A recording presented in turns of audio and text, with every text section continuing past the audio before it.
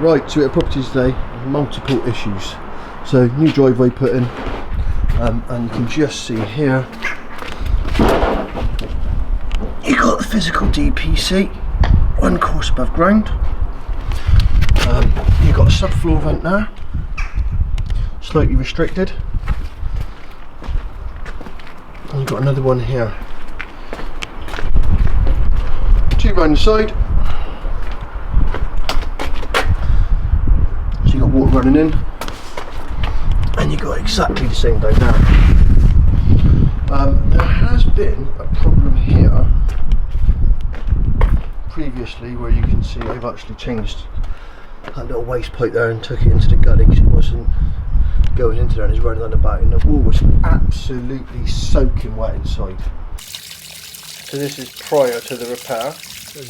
So just by cutting the skirting board off carefully with a multi-tool, you can actually see now the mortar is absolutely saturated.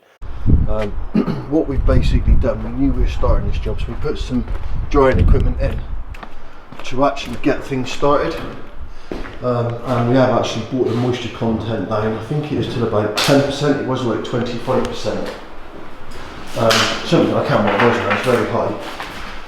What I want to show you on here is, you wouldn't never pick this up on a survey. So it's cavity construction. What you can see there is you've got the physical damp-proof course there, so it's roughly sort of like about 30 mil above the ground there. And then all of a sudden, in this corner here you can see it jumps up, so it's basically 1.5 courses up all the way along there. So any plaster coming down beneath there is basically going to get damp, so if it's coming down here. And obviously that one there, any plaster coming down beneath there is going to become damp. So this comes all the way across down here as well. And it comes all the way across. This is an internal dividing party wall. And then also, it comes across the internal dividing wall of the living room and the kitchen. And this same one here as well. So you could imagine trying to work out what's going on with these damp problems. Now, cavity construction. This has all been cleaned out on there, this one there. But that's full up now, so that's got to be, we've got some bricks taken out there as well. But also, if you come out here as well, you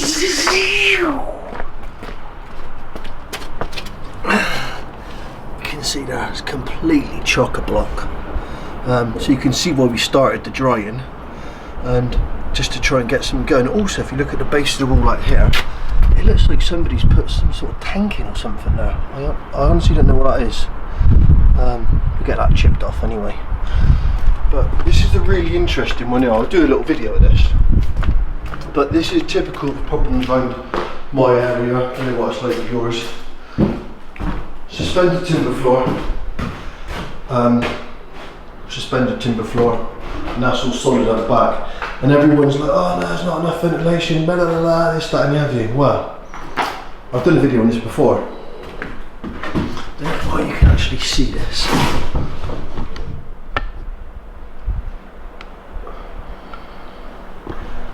I don't know if we can get this actually in on the video on there.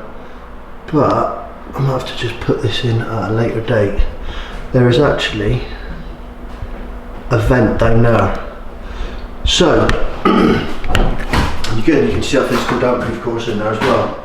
So what you typically got is you've got normally a vent there and a vent there, and they should be going to outside to atmosphere.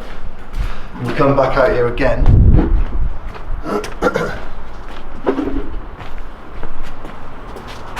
There is no subfloor ventilation out, there's no air bricks or grills or what have you. Again, sometimes you might find 2, sometimes you might find 1, sometimes you find none. Never ever have I seen one this sleeved, because when these houses were built they weren't putting cavity wall insulation.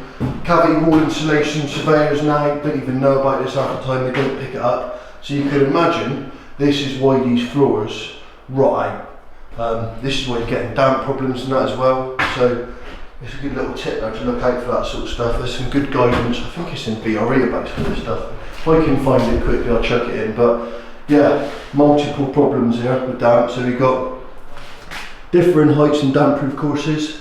Any plaster's going down, bridging it. And of course any plaster's going to go down past that one. We've got blocked cavities all the way around.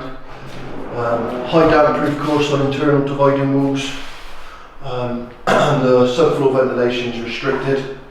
Yeah, multiple problems. Right, so what we've got here is basically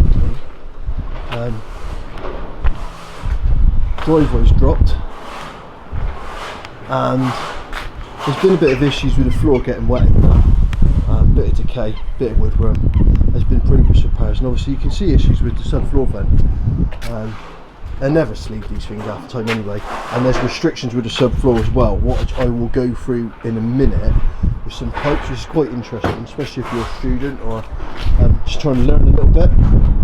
But I always say never presume, and as part of this survey I know there's been a lot of water getting down here. Wessex water been at 8. I've done some leak detection on the property.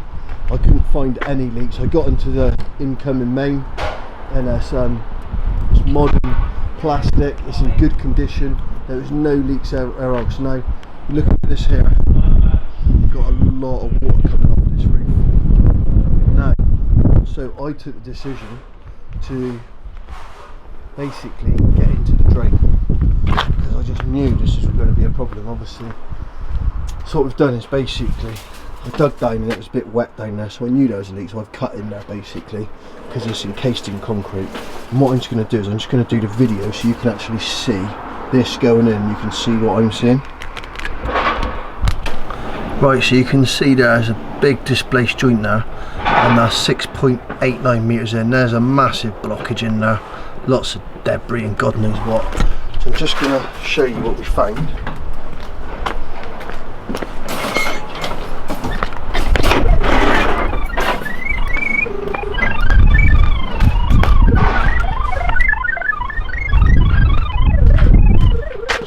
Roughly about here, if we're in the same place as I've marked this up. Yeah, so roughly about there. See the exit on there. Well, there on there. Now we got a little bit further over a minute ago. But also, again, eco drains never installed properly. I'll show you a little video of these. They're all basically split open everywhere.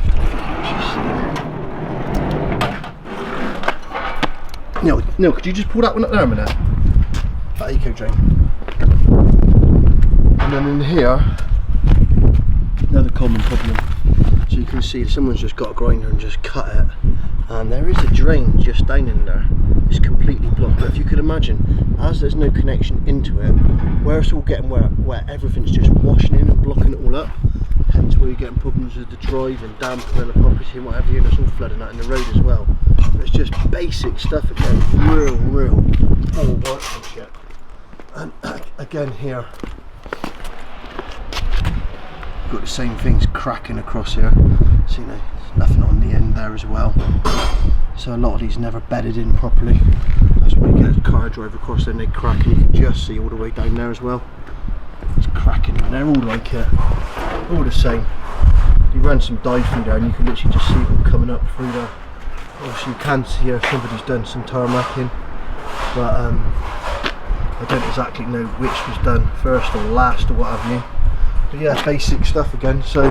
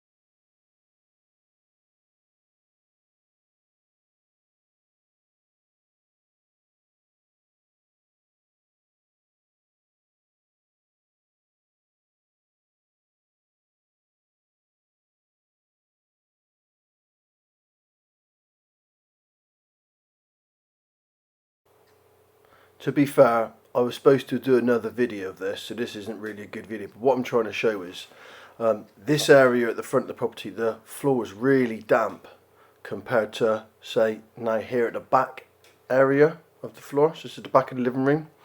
So that's really sort of like trying to sort of like say to me there's something going on at the front there. Now you could say obviously of course you've got that high ground level there and everything, but I did note there was the drain there that was a problem when we dug back. So just giving you a little tip on there, if you look in the floor, look out for something like that.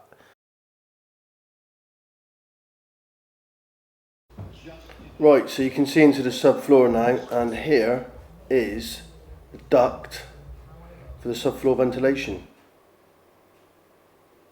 I'm just going to put the camera down here now, and you can see it's completely blocked.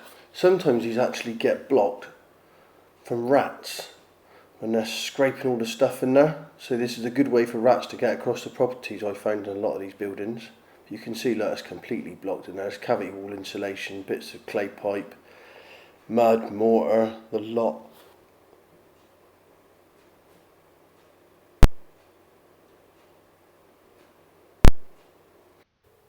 So what I'm actually using now is the rigid flex shaft.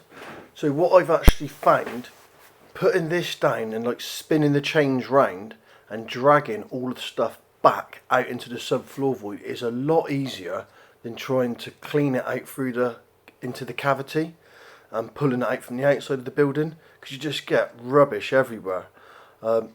It's a slow job sometimes when it's really blocked and everything. As you could imagine, you're trying to get through it, but once you've just got through, it does pull it back really quick. And I think at the end of this clip here, you can see it now just spinning round, all the chains spinning round. I'll have a little looky.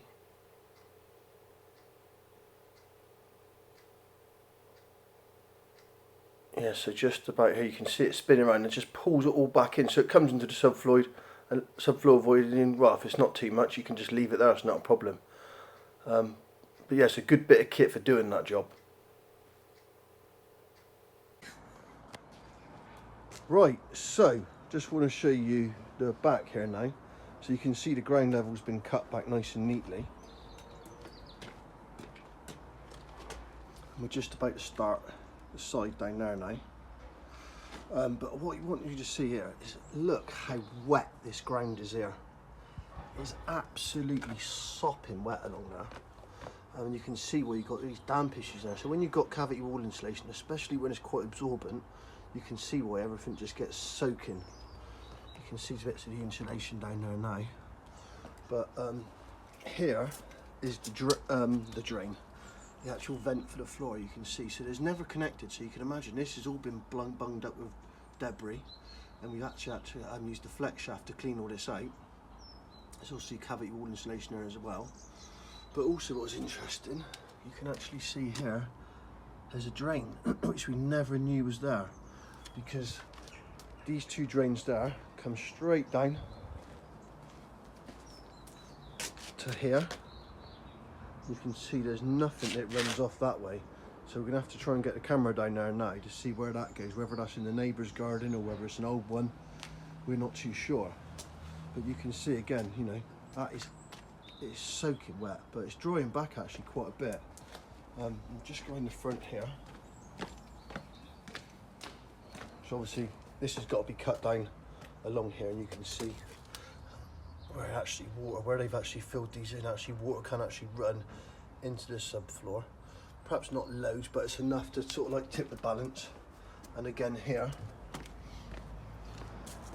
and right at the front again here, again ground level's a little bit high, and you can see you've got two subfloor vents, and that one there, yeah, it's restricted, shall we say.